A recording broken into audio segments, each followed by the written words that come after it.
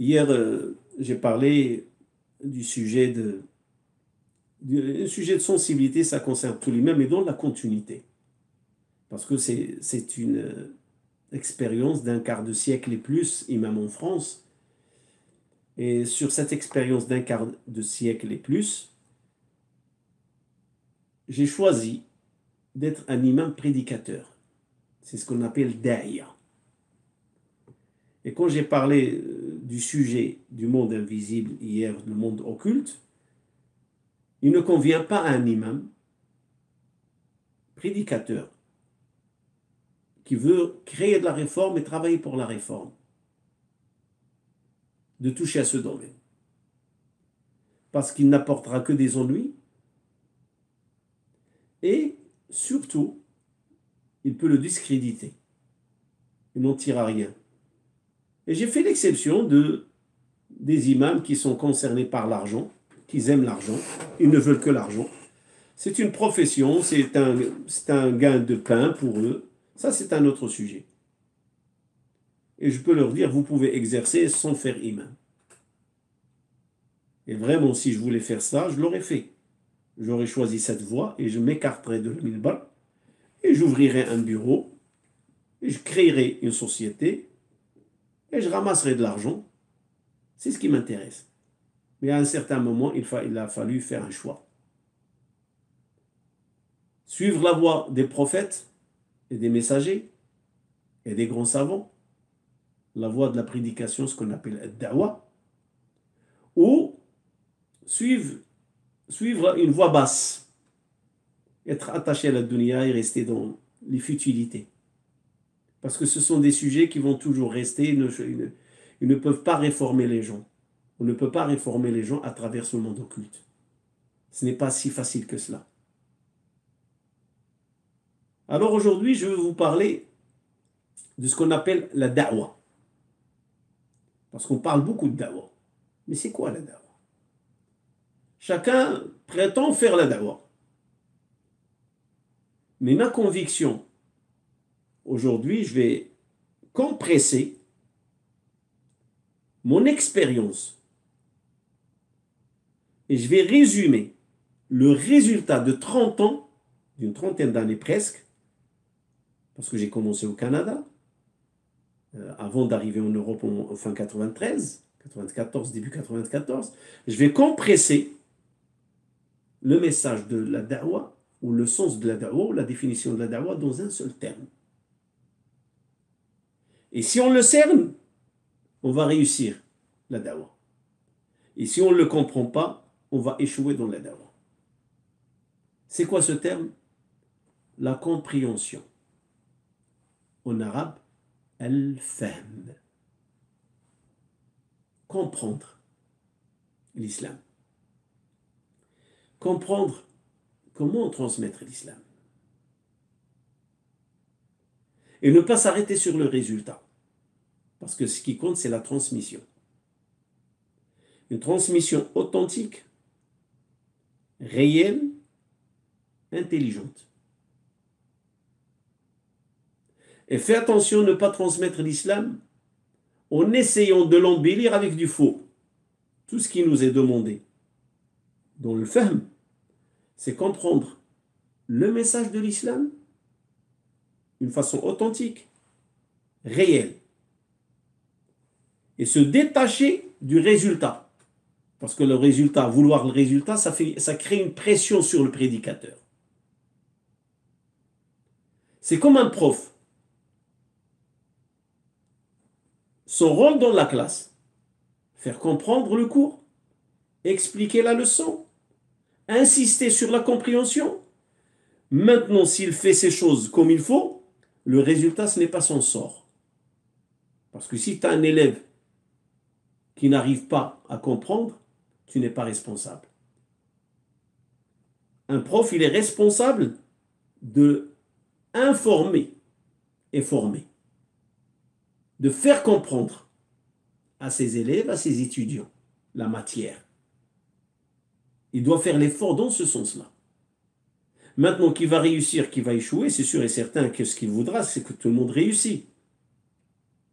Mais est-ce que ça arrive tout le temps? Non. il y a toujours des échecs. Le parfait, chez l'humain, n'existe pas. On est des imparfaits. On est des imparfaits, ce qu'on appelle al-kamal, l'idéal, plutôt. L'idéal dans l'être humain n'existe pas. L'idéal pour un prof qui est un très bon prof, un très bon enseignant, c'est que tout le monde réussisse. Mais est-ce que c'est ce qui arrive? Non. L'échec est possible. À 100%, c'est un objectif très beau. Mais l'atteindre, ce n'est pas facile. Donc, je résume. La da'wa en un seul mot. La compréhension. Quelles sont mes preuves? Comme quoi, la da'wa, c'est la compréhension. Et c'est ce que j'essaie de faire toujours. J'essaie de transmettre le message dans le cadre de la compréhension. Alors, le premier argument, on le connaît tous, et j'en parle beaucoup et souvent. Mais chacun, il l'expose d'un angle. Mais aujourd'hui, je veux l'exposer de l'angle de la compréhension. On connaît tous le premier verset qui a été révélé au prophète Mohammed sallallahu alayhi wa sallam. Lis. Qu'est-ce que ça représente? Lis, l'impératif. Allah lui demande de lire. Lis. Il l'oblige. C'est un ordre. Qu'est-ce que ça représente, cet ordre? Alors, pour comprendre, revenons un peu en arrière. Dans quelles circonstances Li a été révélé? Aïcha radiallahu ta'ala anha, notre mère, qu'Allah l'agrée, nous informe que avant la révélation, le prophète sallallahu alayhi wa sallam, il avait l'habitude de se retirer. Les savants disent qu'il se retire durant le mois de Ramadan. Chaque année. Pourquoi il se retire?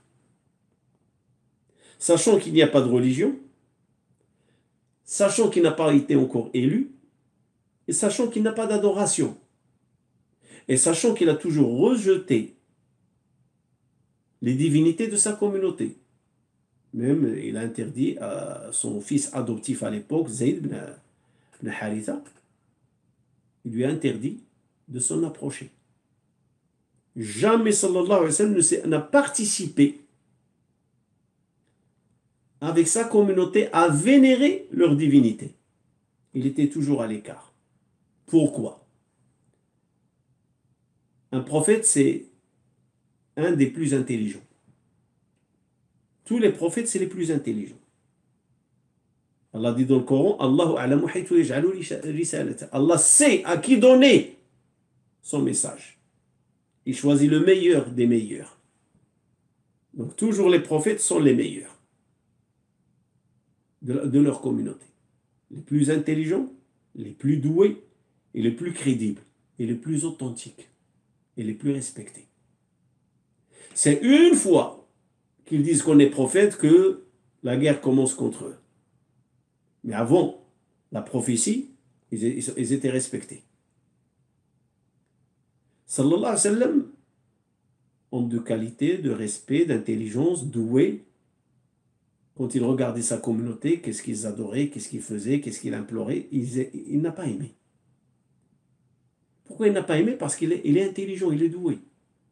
Il dit, c'est pas possible qu'une divinité que je la crée moi-même, de la terre ou de la pierre, ou du bois, et en même temps, je vais la vénérer, je vais me prosterner devant elle et je vais l'implorer. C'est moi qui l'a créée, c'est moi qui l'a fabriquée. Et chacun, il fabrique selon son goût encore. Le nombre de divinités exposées à Mecca. Tout ça, c'est absurde. Tout ça l'interpelle. Alors, qu'est-ce qu'il fait, sallallahu alayhi wa sallam? Il se retire dans la méditation. Il s'interpelle lui-même. Ce monde, impossible qu'il soit abandonné.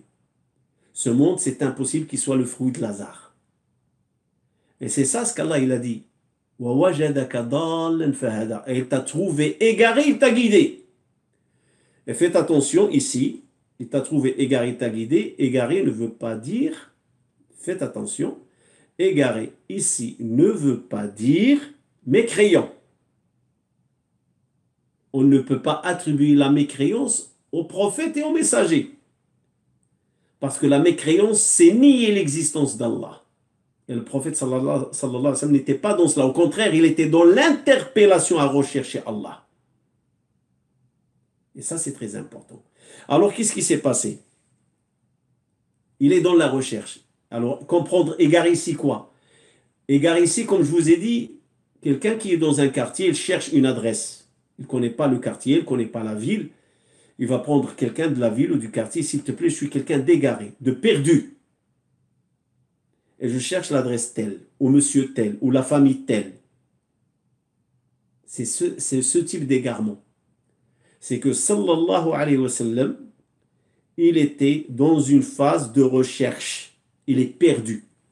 Qu'est-ce qui se passe dans cet univers? Qu'est-ce qu'ils font ces gens-là? Leur adoration, leur pratique.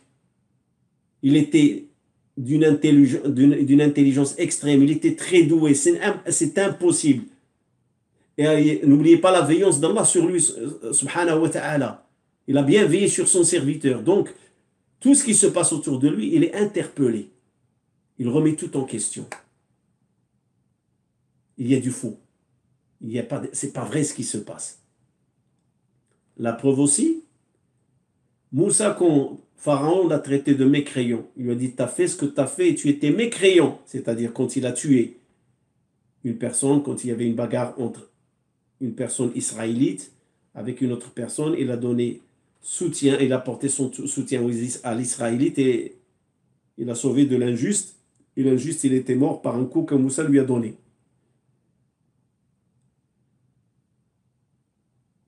Alors il lui a dit, tu as fait ce que tu as fait et tu étais mécréant. Moussa lui a dit, non, je l'ai fait et j'étais égaré. J'étais dans l'interpellation. Quelle interpellation Moussa peut avoir? L'esclavage. Comment Pharaon a réduit un peuple à l'esclavage? Est-ce possible qu'il y ait des maîtres et des esclaves? C'est pas possible. Il y a l'interpellation. L'interpellation, comment ça se fait que sa communauté, qui est une communauté qui a eu toujours des prophètes, et comment elle peut être aussi égarée actuellement qu'il se réduit à l'esclavage?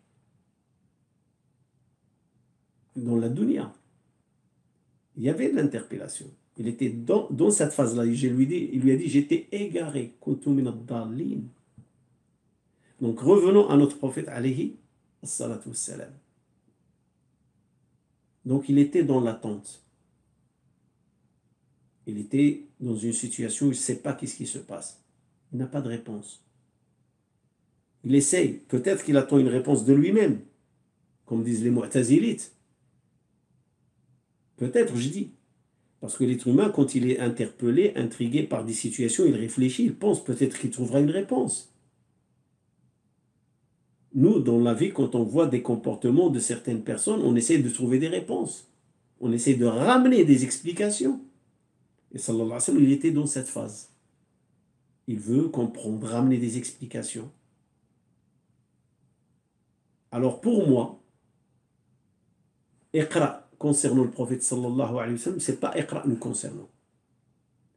Lui, il a vécu autrement. Nous, on la voit autrement. Nous, on la voit dans la recherche. L'islam est une religion de science. L'islam est une religion de compréhension. On est dans l'exécution et non dans l'interpellation. Sallallahu alayhi wa sallam, il était dans l'interpellation, il était dans la méditation. Il veut comprendre qu'est-ce qui se passe. Est-il possible que ce monde soit abandonné comme ça? Et c'est pour ça que quand l'ange Gabriel va venir, il va lui dire « Li, iqra ». Sallallahu alayhi wa sallam, il attend une réponse. Mais ce n'est pas de cette nature qu'il attend. Et de toute façon, quand on est intrigué, on ne sait pas comment la réponse va venir. Il y a le suspense. Mais là, il est venu autrement la réponse. Lis, sachant qu'il ne sait pas lire. Il ne sait pas écrire. Je ne sais pas lire, je ne sais pas écrire, je ne sais pas. Ma ana biqari. Je ne sais pas lire. 3 fois, il la rejette. Et après, il a compris. Ce n'est pas la lecture sur quelque chose d'écrit qu'il faut lire. Mais il a compris Autre chose, comprends, sache. Et qu'est-ce qui nous donne la réponse que c'est vraiment comprendre et savoir? C'est le verset qui va suivre. Iqra bismi rabbika alladhi khalaq. Au nom de ton Seigneur qui a créé. Comprends les choses et sache que c'est ton Seigneur le Créateur. Et c'est ça l'interpellation qu'il attendait, sallallahu alayhi wa sallam. Comment cet univers, qui le gère, qui l'a créé? Tout est synchronisé. Comment ces gens-là sont égarés? Ils ont des divinités, ils l'ont créé eux-mêmes, puis ils l'adorent. Toutes ces interprétations, c'est ce qu'on appelle l'irhasat, les signes précoces à la prophétie. Ce sont eux qui l'ont poussé à la retraite. Et cette retraite n'est pas due pour adoration, comme la retraite qu'ils font certains aujourd'hui. Ils font une retraite pour invoquer, pour lire le Coran, pour jeûner, pour faire du dhikr, la retraite spirituelle. Le prophète sallallahu alayhi wa sallam n'était pas dans une retraite spirituelle. Parce qu'une retraite spirituelle, il lui faut des règles. Et jusqu'à présent, il n'y a pas de règles. Il lui faut des lois d'Allah. Et jusqu'à présent, il n'y a pas de loi. On peut parler de la retraite spirituelle les 10 derniers jours du Ramadan. Parce que les tikaf, là, il y a une législation, il y a un wahy, il y a une sharia, il est prophète, donc il fait les choses dans les règles. Et donc il ne peut pas avoir une retraite spirituelle pour lui, étant donné qu'il ne sait pas qu'est-ce qu'il doit faire. Il était dans l'interpellation, dans la méditation. Qu'est-ce qui se passe dans cette... Et donc, iqra pour lui, sallallahu alayhi wa sallam, c'est comprendre. Comprendre. Comprendre. Comprendre quoi? C'est ton Seigneur qui a créé. Ah, c'est la réponse qu'il attendait, sallallahu alayhi wa sallam.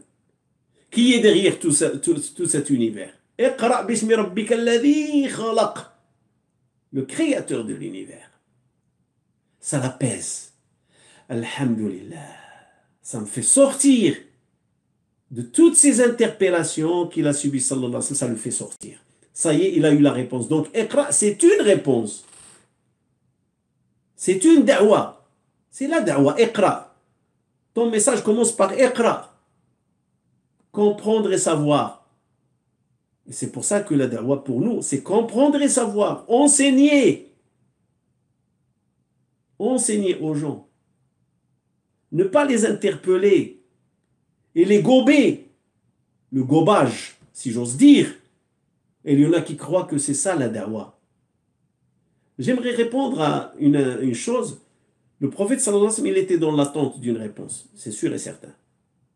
Mais il était surpris. Pourquoi? Parce que la réponse, elle est venue autrement. Et d'ailleurs, il ne savait pas comment il va venir, mais il a été surpris de la réponse de la nature, étant donné qu'il ne sait pas lire. Et ne soyez pas surpris de cela, parce que c'est ce qui s'est passé avec Zacharia, alayhi salatu wassalam. Zacharia, il a lui-même invoqué Allah. Il lui a dit, j'ai vieilli, mes cheveux sont devenus blancs, je suis fatigué, les os ils sont fragilisés, ma femme, elle est stérile, mais j'aimerais bien, ya Allah, que tu me donnes un garçon qui continue le cheminement, la voie de Ali Yaqub, qui continue la voie de Ibrahim et qui continue à transmettre la da'wa. Et quand les anges l'ont interpellé pendant la prière, ils lui ont dit, Allah t'annonce la bonne nouvelle de Yahya, Jean. Il dit, comment puis-je avoir un enfant, sachant que je suis vieux et sachant que ma femme est vieillard et même stérile. Allah subhanahu wa ta'ala lui a dit, toi aussi tu as été créé de la sorte. C'est Allah qui décide. Mais vous ne voyez pas qu'il était surpris. Sachant qu'il a interpellé Allah, il aurait pu comprendre que c'est la réponse à son invocation. Mais il a oublié l'invocation qu'il a fait parce que c'est la surprise. Vu l'âge, vu la femme qui est stérile, il a oublié l'invocation qu'il a fait. Le prophète sallallahu alayhi wa sallam, il était dans l'interpellation. Il attendait une réponse, il voulait une réponse, mais il ne connaît pas la nature de la réponse. C'est le premier contact avec Allah subhanahu wa ta'ala par la révélation.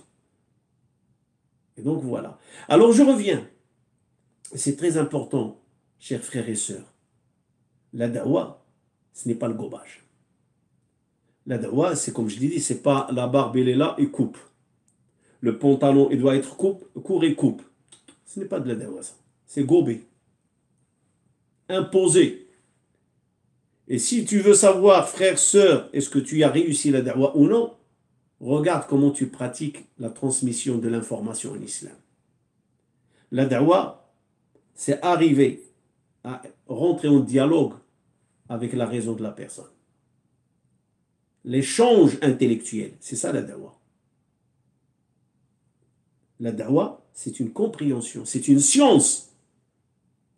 Aujourd'hui, ce que vous voyez, beaucoup de prédicateurs, da'iya, beaucoup d'entre eux, malheureusement, c'est gober et remplir. Tu dois faire comme il te dit.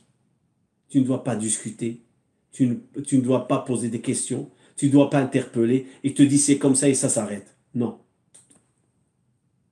Iqra, ne l'oublie pas. Comment il a été révélé. C'est une réponse à l'interpellation, une réponse à la méditation. Et une réponse qui lui a dit, l'univers que tu as vu, lui a pas dit tes prophètes dès le départ. Il lui a dit, sache que c'est Dieu, ton Seigneur qui l'a créé, ton Seigneur. Et malheureusement aujourd'hui, on oublie un bon verset. ادع إلى سبيل ربك بالحكمة والموعظة الحسنة وجادلهم بالتي هي أحسن إن ربك هو أعلم بمن ضل عن سبيله وهو أعلم بالمهتدين. Interpelle pour la voix de ton Seigneur. Interpelle. Ud'u. Interpelle intelligemment. Pour la voix de ton Seigneur. Et la voix de ton Seigneur ici, il a dit ton Seigneur. Il n'a pas dit le sentier droit. Interpelle pour le sentier de ton Seigneur. Le sentier. Et il n'a pas dit le sentier de ton Seigneur droit.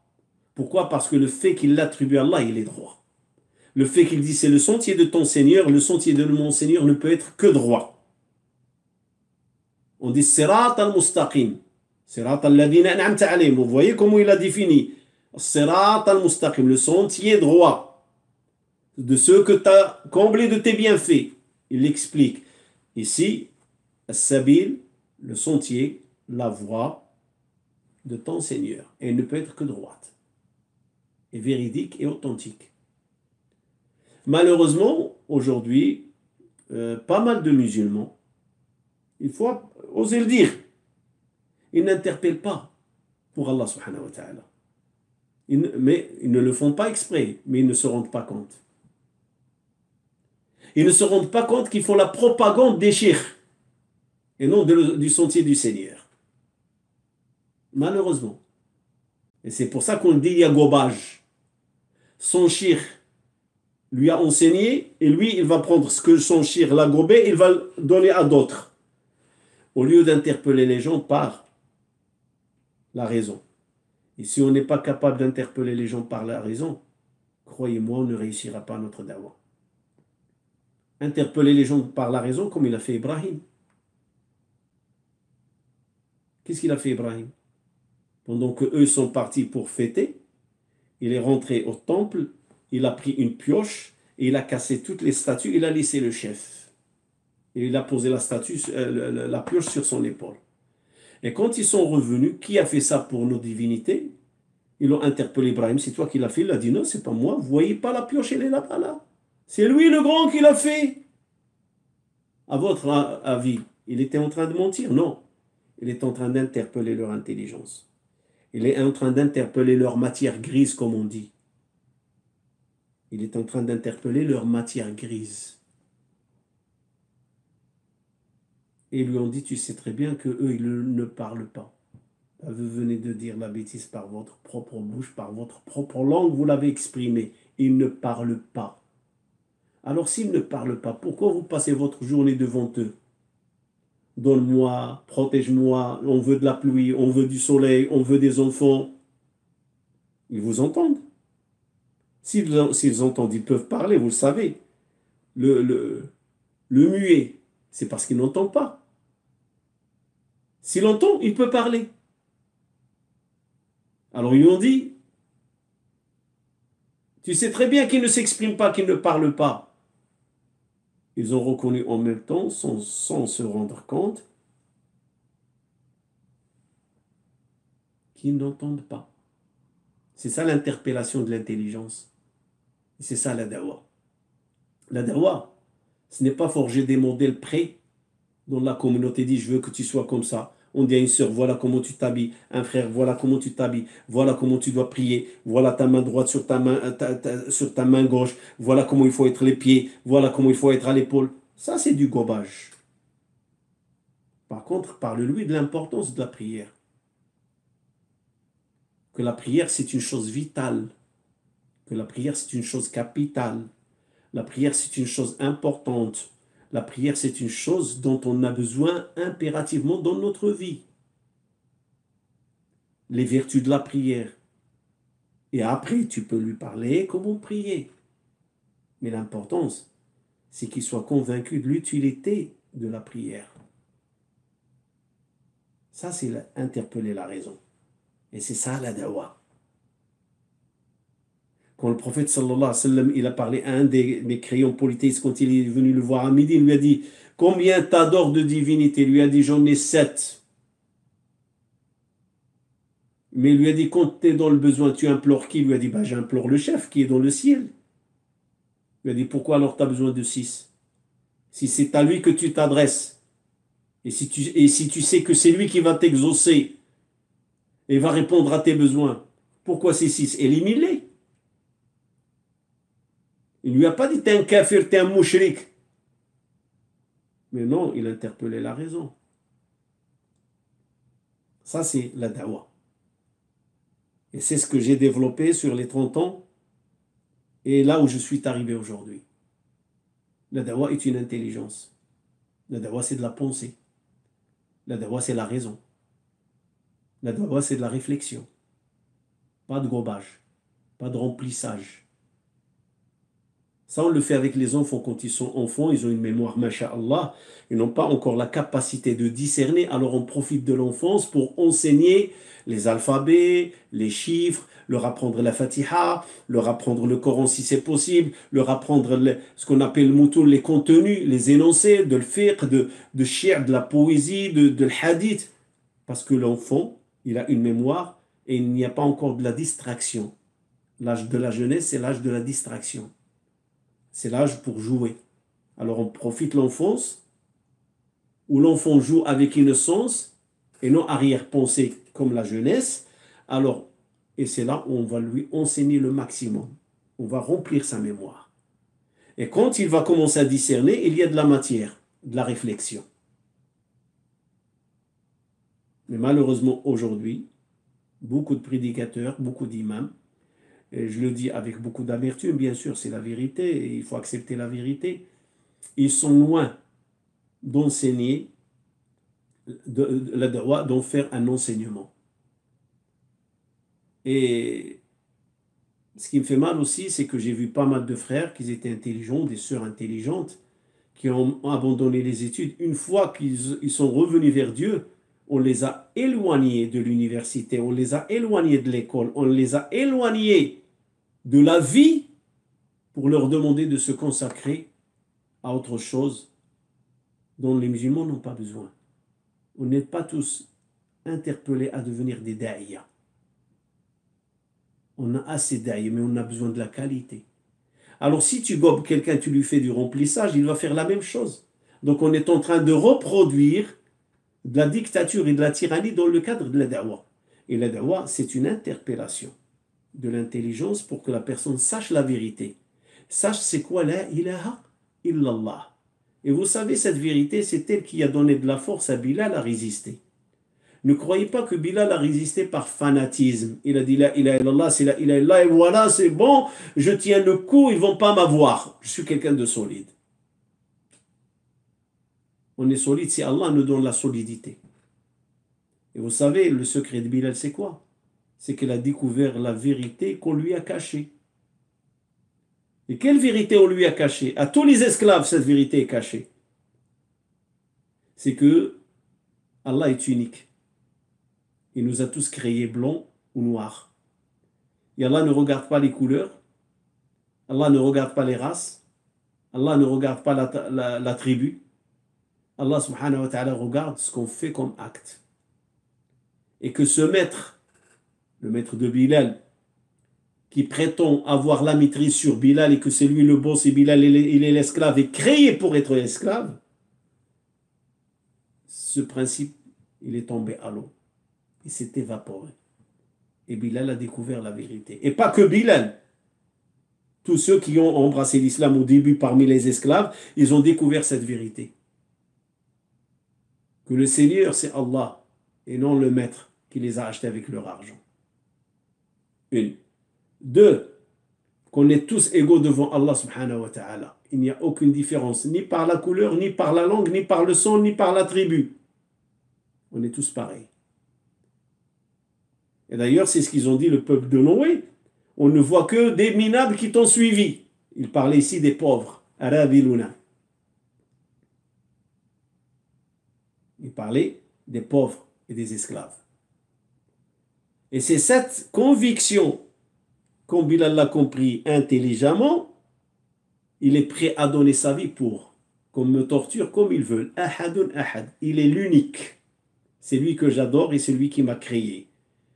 Et donc, la thèse que je suis esclave et je suis créé pour être esclave et que j'ai un maître, elle est tombée à l'eau. C'est fini. Quelqu'un peut me rattraper et me dire, ben attends, Ammar ibn Yassir, il n'avait pas la conviction parce qu'il a dit aux Qurayshites ce qu'il voulait. Il leur a fait entendre le mal sur le prophète et sur l'islam. Donc tu te contredis, cheikh. Tu dis, celui-là, Bilal, il a résisté parce qu'il a découvert la vérité. Ammar, pourquoi il n'a pas résisté? Il n'a pas la conviction de Bilal. Tu te trompes. Retourne vers les hadiths et lis les hadiths sur Ammar. Ammar, il n'a pas pu supporter comme Bilal. Il n'a pas pu supporter. C'est une question de force physique. Il n'a pas pu. Mais au fond de lui, il a la même conviction que Bilal. Et Allah subhanahu wa ta'ala veut nous donner des réponses diverses,